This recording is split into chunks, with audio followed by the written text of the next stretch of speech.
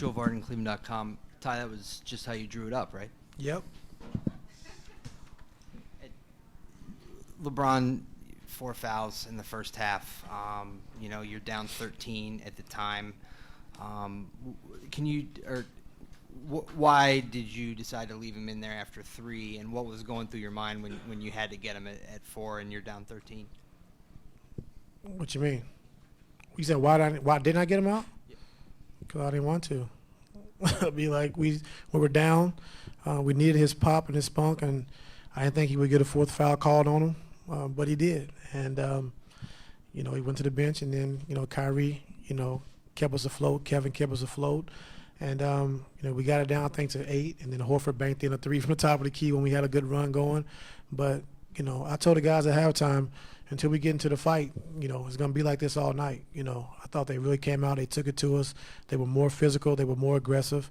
And until we decided to play and get physical back and start guarding and defending, it was going to be a long night. But, I was happy to be only down 10. At halftime, like you said, with Bron having 4 fouls and us being down 16 at one point. So being down 10, at home, our crowd was great, gave us a lot of support, great momentum. And then in the third quarter, we decided to come out and guard and be more physical and get into the fight. And when we play like that, then we're tough to beat. Dave McMenamin, ESPN. Ty, specifically LeBron's 3rd foul on Smart and the 4th foul, the offensive call. What did you make of those calls? I don't know. They called him, so the one on Smart, I don't know.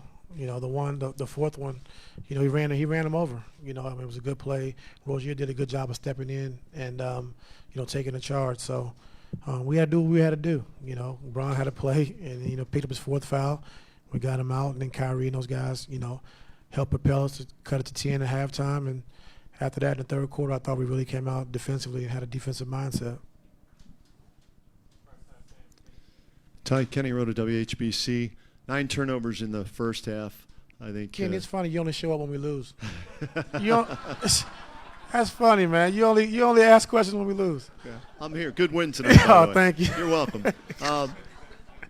9 turnovers in the first half. You limit that in the second half. What was the difference in valuing the basketball in the second half? Well, it's big for us. Offensively, we know we can score the basketball. But, these guys, they do a great job of pressuring you. Avery, Crowder, Smart, Rozier. So they do a good job of pressuring the basketball. They're a tough competitive team. So defensively, they get a lot of deflections, a lot of steals. So I don't think we had a couple turnovers that were unforced, but for the most part, I thought they forced those turnovers. But, once we took care of the basketball, we got shots. I thought, to get the game turned around, but also defensively was the reason why it turned around. LeBron and Kyrie with the points, a lot of people are going to focus on that, but Kevin with 17 rebounds tonight. Just talk about how important he is in that area. He's big, and I think they're doing a great job of trying to keep Tristan off the glass. So 2 or 3 guys are going to him, and now Kevin's there cleaning it up. So just for him rebounding the basketball, just being aggressive, going in the trenches, getting defensive rebounds is big for us because when he rebounds, he's the best outlet guy in the league. So, he can get it to Bron or get it to Kyrie, and we can push our pace. Tyronn Lue, PJ Ziegler, Fox 8. What changed in particular for Kyrie Irving there in the second half? And then it seemed like he rolled his ankle or something there late in the second half, and then it seemed like he just kind of got sparked again from that. What was the difference with his game tonight?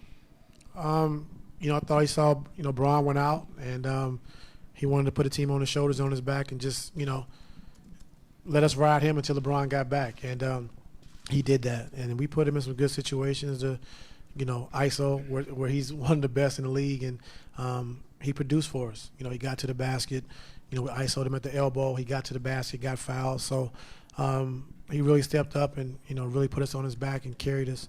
And then, through that second and third quarter, and then LeBron came in, the last 6 minutes of the fourth quarter and really kind of sealed the deal. So, the big 3 tonight was phenomenal. And they've been playing great this series, and we just got to continue to keep doing it.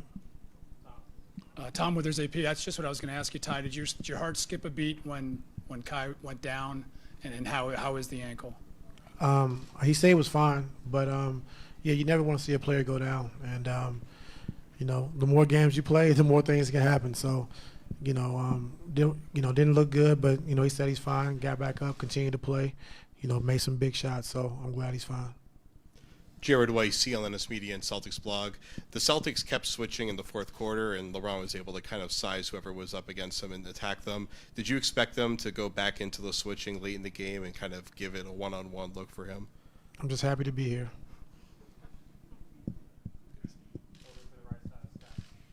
Ty, Scott Sargent, WFNY. This is now, because Game 3 with Kyrie's play was kind of all for naught with the loss, but now it's 2 straight games of super efficient play after a couple, where things were a little wonky. Is this more of the Kyrie we expect to see going forward versus what we had, with him being more of a facilitator and not having the shot falling the way it was? Well, I just think he's grown as a player since I've been here. Each year he's grown, and just take what the defense is giving him in the playoffs. Indiana played him differently. Toronto played him differently, and so did Boston. But, we knew he wouldn't shoot the ball the way he shot it, the first couple of games. So Kyrie scoring the basketball is not a big deal with us. We know he can score the basketball. And, you're going to have nights like tonight and Game 3 where he, easily scored the basketball. So, what you want me to say? You did it. Coach Mark D'Amico, Celtics.com. You've watched all of these guys take over at times and put your team on their back. But and you touched on a little bit with one-on-one situations, but how unstoppable is Kyrie when he's in that zone in one-on-one scenarios? Very unstoppable. He's probably one of or the best one-on-one player in the league. And when you give him room and give him space, he can get to anywhere he wants to get on the floor. And we know that. And, what I think probably the best on-ball defender in the league is Avery Bradley, and to take that challenge and, to score, a few baskets like that, against Avery just shows you how good and special Kyrie is with the basketball because, not too many guys are getting around Avery. And, we've seen that, for the last 4, 5, 6 years. So that just shows you how special he is offensively. Ty, you guys held the Celtics 42 points in the second half while you shot 71% as a team. Which is the more impressive stat for you guys as a group? Defensively.